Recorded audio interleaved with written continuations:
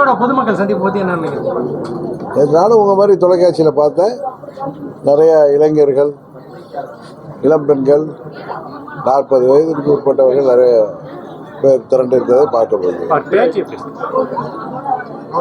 அவரோட பேச்சை பார்த்தீங்கன்னா செஞ்சீங்களா, நீங்க சொன்னீங்களா செஞ்சீங்களாங்கிற மாதிரி அவங்க முன்னாள் முதல்வர் ஜெயலலிதா பண்ணிட்டே பேசுற மாதிரி ஒரு இது இருக்கு. அது எப்படி நான் பாக்குறீங்க? நான் அப்படி பார்க்கல. அதனால அம்மாவை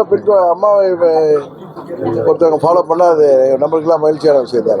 இங்க அரியலூர்ல வந்து நான் நேற்று வந்து பேசியிருந்தேன். அதுல பாத்தீங்கன்னா அரியலூர் மாவட்டத்துல ஒரு சில வேலை எல்லாம் நடக்கலன்னு சொன்னாரு. ஆனா இது எல்லாமே அறிவிச்சுட்டாங்க, வேலை நடந்துட்டு இருக்கு. அதை எப்படி நான் அது தெரியல, அவருக்கு தெரியாம இருந்திருக்கலாம். இது நேற்று பெரம்பலூர்ல வந்து அவ்வளவு மக்கள், லட்சக்கணக்கான மக்கள் இருக்காங்க. அதை கண்டுக்காம அவர் கண்டிப்பா நைட்டு மிட் நைட் ஆகிட்டு அப்புறம் மறுபடியும் வரட்டு தானே போயிருக்காரு. விஜய் தலைமையில புதிய கூட்டணி உருவாவதற்கான வாய்ப்பு ஒரு பத்திரிகை கேட்கிற கேள்வி நல்லா இல்லை. விஜய் கூட்டணி உருவாவதற்கான போதும், உணர முடியல. விஜய் தலைமையில் புதிய கூட்டணி உருவாவதற்கான வாய்ப்பு இருக்கா? ஏற்கனவே சொன்னேன், அவர் தலைமையில் ஒரு கூட்டணி உருவாக பல முறை சொல்லிட்டு இருக்காங்க. நீங்க அதை பத்திலாம் எனக்கு தெரியாது.